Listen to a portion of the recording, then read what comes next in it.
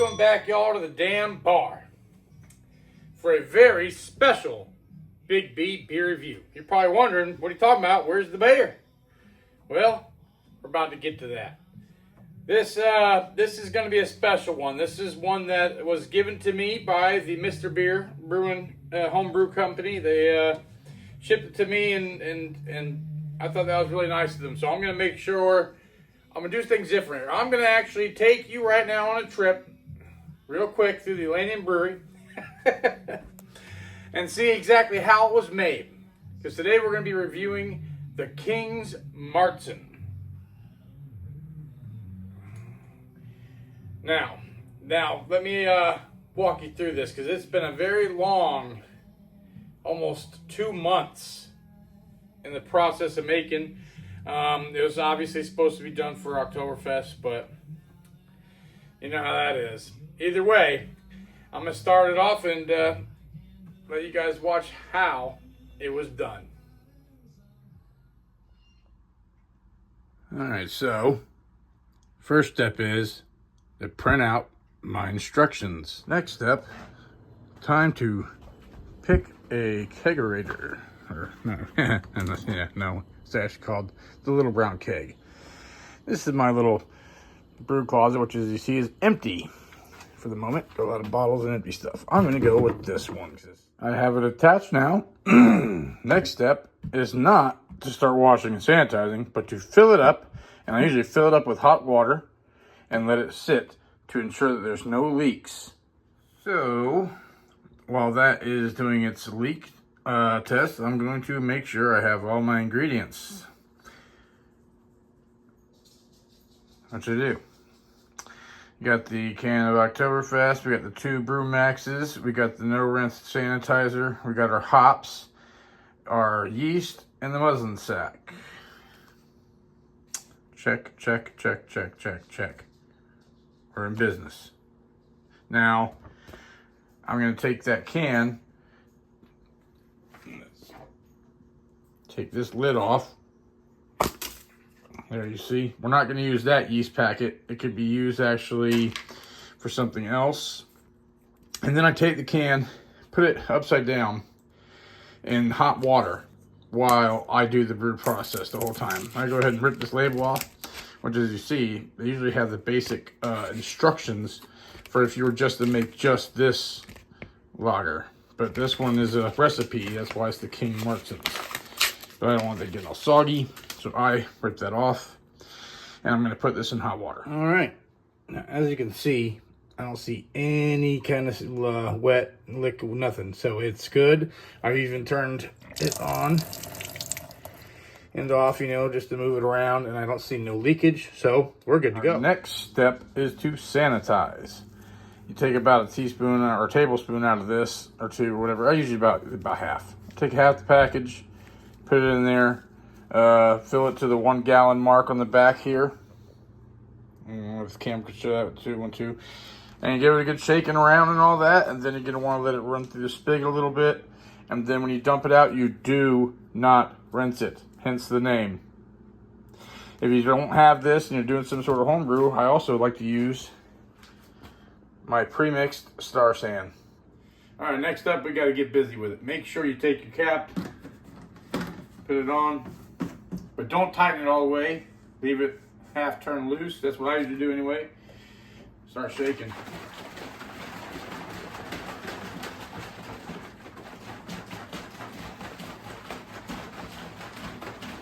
So if you leave the cap on tight, it kind of builds a little too much pressure and you can hear it hissing.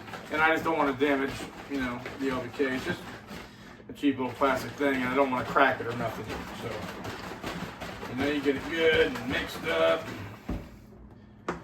You know, good stirring. Make sure that it got on the lid.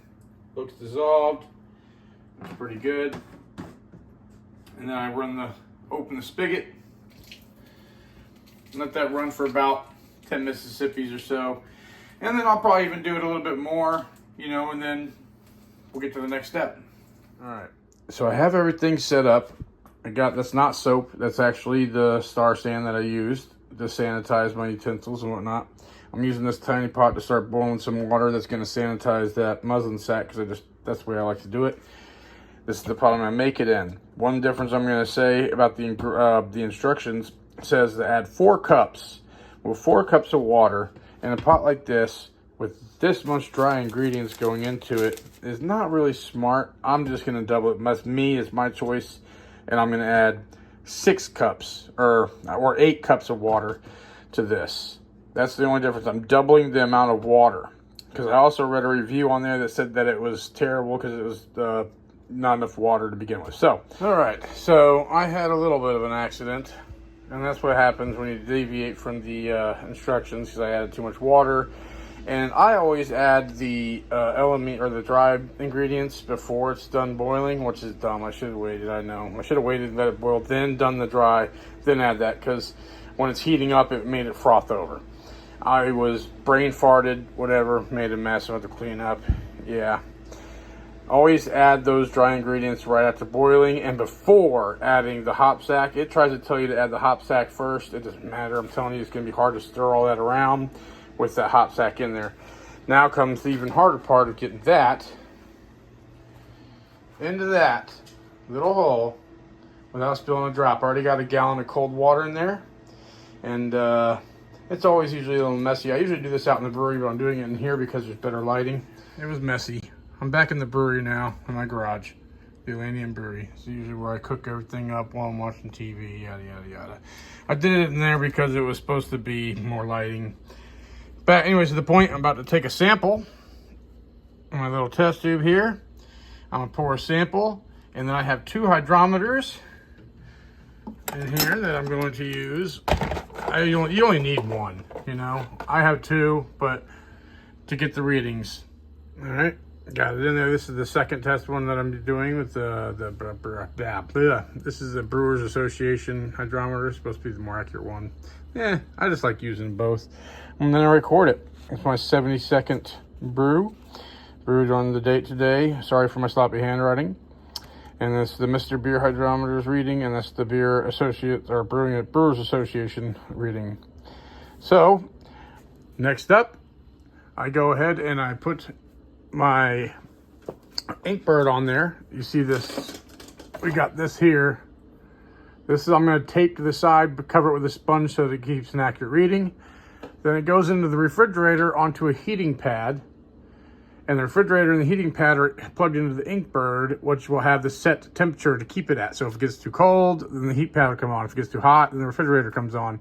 And it keeps it at the temperature that is required for this beer, which is in the 50-degree range. So I have a feeling the refrigerator will be on for most of the time. Also, it will be 3 weeks for this to ferment. All right. So we got it set up. I know I go a little extra on that. That's not needed. You know, I just like it to be, because it's going to be in here at 55 degrees. This is how I always do it. It's a lot of work, but hopefully it pays off in 3 weeks. Another thing I forgot to mention before I did this, I took the sample before you pitch the yeast, and then you pitch the yeast. I'm worried because the temperature was still in the high 80s, and this is supposed to be a lager. It could have killed the yeast. I don't know. Usually I've done it before and it's been fine. I also added extra corn dextrose to it to help boost the ABV. Good thing I did, because the reading that you saw earlier is for an average. I'm guessing it's going to come out to maybe about 5%, hopefully. If I wouldn't have added that extra dextrose, so this would have been a pretty weak beer, and usually it doesn't change the flavor.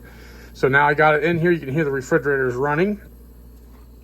The Inkbird's over here freaking out right now because the temperature is way too high. As you see, it's 85 degrees. This camera is not picking it up well, but it's set for 55. The alarm will go off if it gets above 60 or below 50. I love this thing. This is a good device to have if you do home brewing. No, don't go without it. So now, get it in there. And like I said, I pitch these after you do the initial testing with the test tubes and all that stuff with the hydrometer.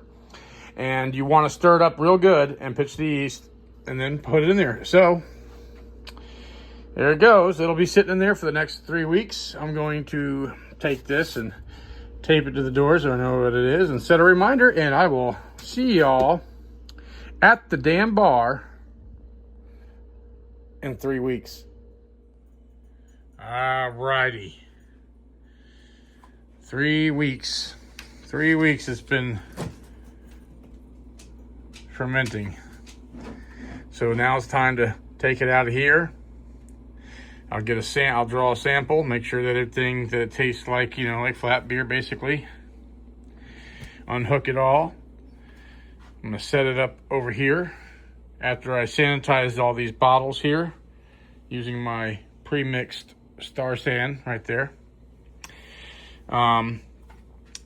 So that's the next step. We're getting into the bottling mode.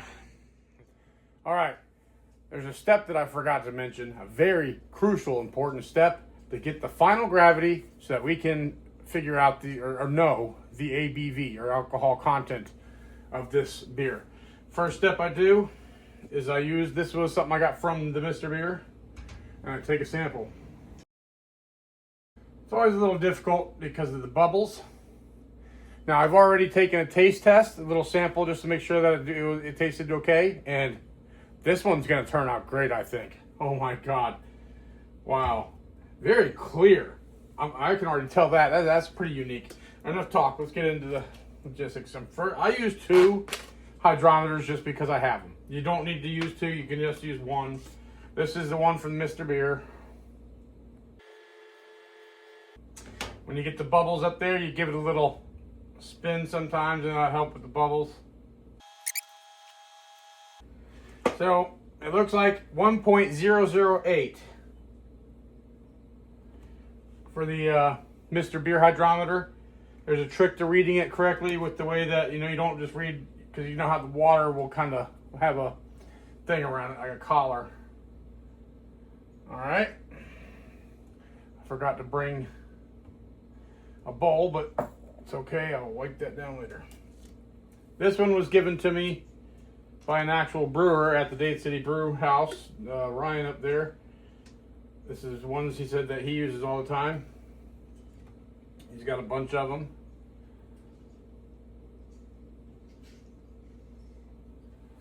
Oh yeah, you want a nice low number? That's a good sign. Yeah, it is. Usually they're not that far apart from each other. Fascinating. This looks to be 1.011. Yeah, 1.011 for sure. These two have always been like by 3 points off between each other. Okay. So now, it's time to do some math and figure out the ABV. All right, so I did the math. I had to use this camera, obviously. Forgive my crappy handwriting, but I decided that it's going to be 5.6% ABV because the first one, the MrBeer, said 5.775, and the Advocate one, the Beer Advocate or Beer Brewers Association one, 1.11. You take those two numbers, you know, you take the 1.5052, subtract it from the 1.008, times it by times it by 131.25, and that's what you get. Enough math stuff. Either way, it came out to 5.6%. Very good. Very, very good indeed, I think, in my opinion. So, especially seeing as how it's supposed to only be 5.2, came out a little higher. I like it. All the bottling is done. Last bottle here. Got them all named and numbered. And I'm doing something different this time. I usually when I do bottling, I bottle and brew in the same day. So everything that I usually bottle will go into like my closet under a towel. But you know, I'm not brewing another batch this year for the MrBeers right now. So I'm going to reuse the fridge, and that way it can maintain a good temperature, a steady temperature, because it's going to be getting a little colder. And I want this to be done in 2 weeks instead of 1. So I'm going to put this back in here. There's 10 bottles of high quality homemade homebrew. I'm going to hook up the Inkbird and set it at a certain temperature, which it should already be ready to do in my dirty little garage here.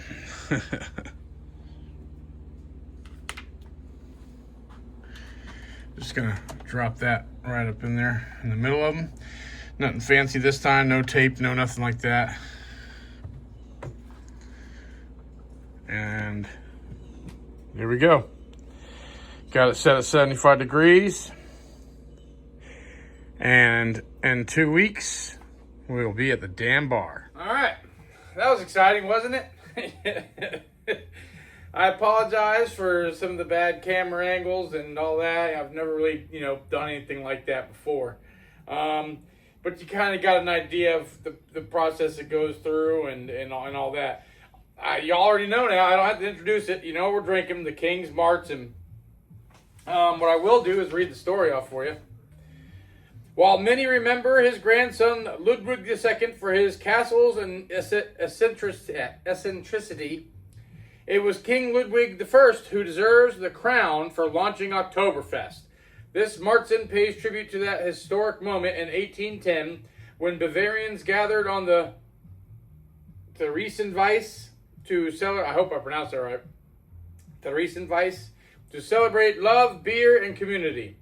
True to tradition, this lager is brewed strong and well hopped to survive long aging. So start it now and tap it when the leaves fall on your friends arrive. Okay. Now, you watched you already seen everything, so you saw I got it up to 5.6%. It's only supposed to be 5.2, so I'm happy with that. Enough talking about it now. It's time to finally review it. It's a little late for Oktoberfest, but we are still in November before the actual, before Thanksgiving. Say it, Brian. Jeez. This is number 7, and let me get a, just in case, because sometimes these home brews tend to be exciting.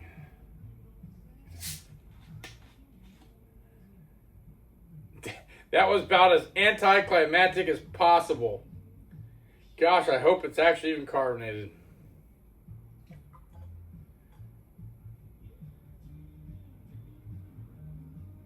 It is looking, whoa.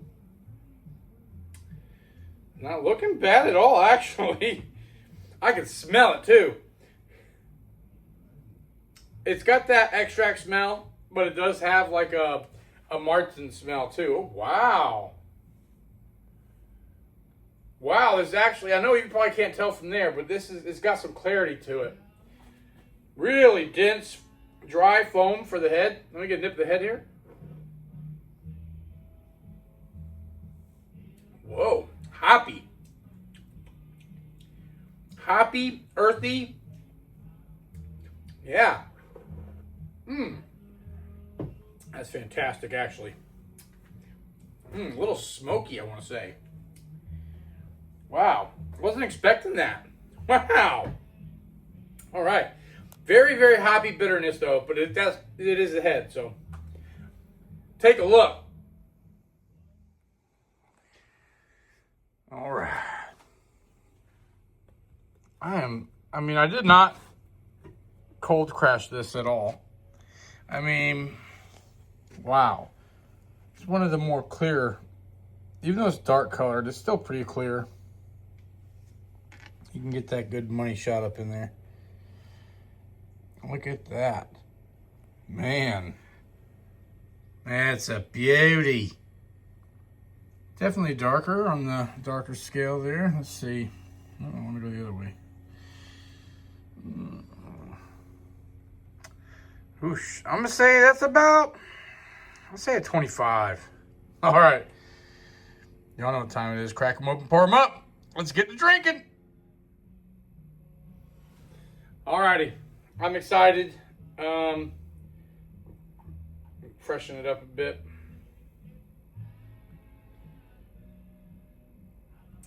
Salute.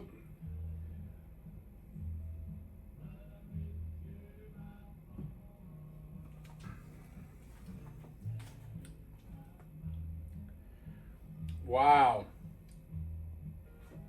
Wow.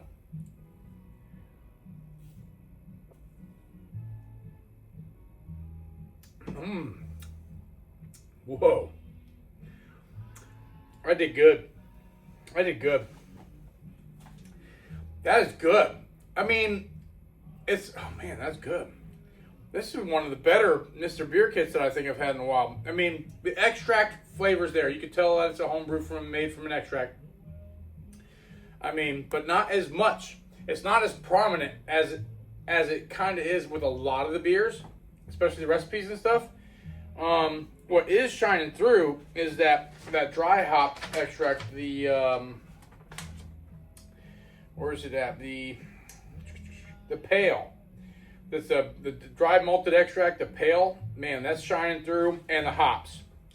So the reviews I saw too said, you know, there was only 2 of them on the MrBeer site, or about how hoppy it was. I think the hoppiness is actually quite pleasant.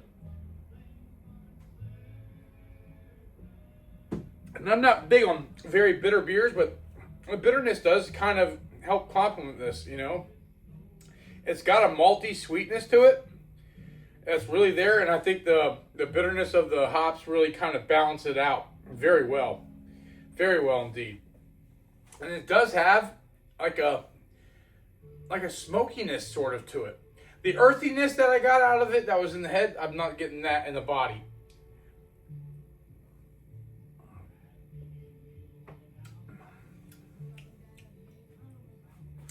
I'd say it's about medium in the body, as talking about the body anyways, it's about medium bodied.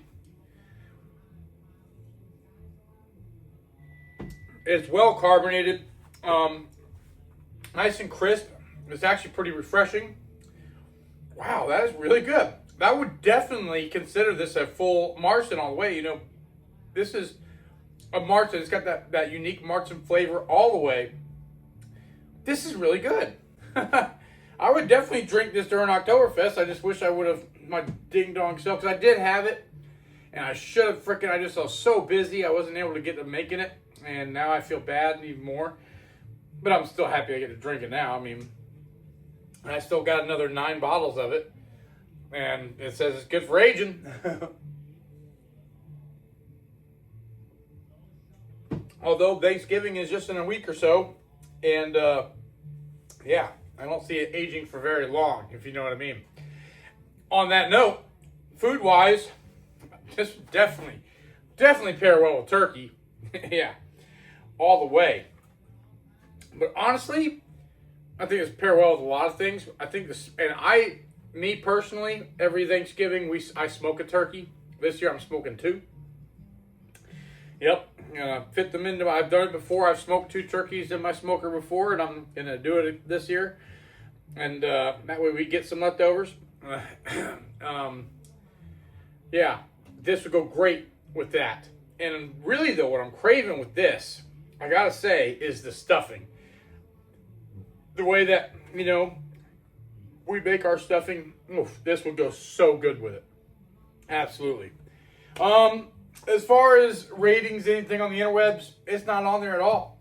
Sometimes most of the time you can find the MrBeer kit brews and stuff on Untappd, but there's nothing there. So skipping all that, would I buy this beer again? I will put the pricing up here next to me. So basically, if what you're seeing there, I paid, well, I didn't pay for nothing actually. Obviously, thank you, MrBeer, very much, because this was an amazing gift. I am very humbled and honored. This is great. I just hope that this review does it justice, because I'm going to give an honest review, because if it sucks, it sucks, and I'm going to have to say it sucks, but this actually turned out really good. I was really hoping that it wouldn't suck. And it was good. It was really good. That being said, basically I paid $37.39. There I go again. I didn't pay for nothing. If you were to pay the full price, it's $37.39 after adding a 7% sales tax. That's basically, I got 10 of these 740 milliliter, basically 25 ounces bottles out of that. So it's about $3.34 a bottle, and it's about 15 cents an ounce. That's a wonderful price. That's way cheaper than like the Pinter kits and stuff like that. But, you know, and it's worth it. Anyways, enough of that. Let's get to the grading. I'm saying Memory Bells, I'm going to give it a 5 out of 5. Craveability, I'm going to give it a 10 out of 10. This ain't the best MrBeer kit I've ever had. You know, this is up there. This is definitely, I think this is better than their regular Oktoberfest. I don't know. This is pretty damn good. Big B Beer V grade. It's an A+. It's an A+. And I'm not just trying to be generous, I mean, because it was free and they gave it to me, which is super awesome. I mean, that is good. I highly recommend that if you guys can, get into MrBeer and make this stuff. If you haven't ever homebrewed before, I'm telling you, get into the MrBeer kit. Go online, MrBeer.com, and try this out. If I was you, do it the right way. Get on there and start with the basic recipes. Do the basic, they call them refills. But do those and start there. Start small like I did. If you go back on my channel, this very channel, Big B Beer Review, has started because of MrBeer. Because of me homebrewing and wanting to review my own home brews, and they were the MrBeers. And you can go on my list and look at the oldest ones, and you'll see I didn't even have the damn bar back then. All this can basically say it came from MrBeer, you know, sort of. It's a lot of fun. I mean, if you love beer, what's better than drinking your own homemade beer? You know what I mean? And I like the MrBeer kits because they are easy to follow. It's fun to do, and you know, it's kind of like you're actually getting your hands and you learn a lot, like how beer is made. There's a lot of other kits out there, like Pinter and stuff, which I use also, but those things, you don't really learn nothing. That's like a plug and play. It's too easy, and yeah, they make good beers and stuff, but this is more like hands-on. You can really tweak this a lot. You can create your own recipes. It's just a lot of fun, and you really learn more about the process, you know, instead of just, you know, pour, shake, and done. You know, this is actually, you can tweak things, and you feel kind of like an actual brewer. Honestly, it's a lot of fun. Check it out. Go to MrBeer.com. I wish I had like a promo code or something to give you, but maybe one day if I get bigger. I mean, I don't want to get too much bigger, obviously, but you know what I mean, if my channel gets bigger. I hope you all have enjoyed watching this as much as I have enjoyed drinking it. If so, please remember to hit that thumbs up button. Remember to like and share with all your friends and family and all that fun jazz. Make sure you don't miss out on my future home brews, blind taste challenges, beer reviews, and more by subscribing. It's completely free. Remember to check out MrBeer at MrBeer.com. And feel free to subscribe to them too and start getting some beers and making your own beers. I'd love to know in the comments below if you're a home brewer, if you've been making this, or if you've been making MrBeers. Let me know. I want to hear from you in the comments below. If not, even if you homebrew, period, let me know in the comments below. What system do y'all brew on? I would love to hear about it. Please let me know in the comments below. I hope to see y'all here at the damn bar for the next one. Until next time, salute and happy days.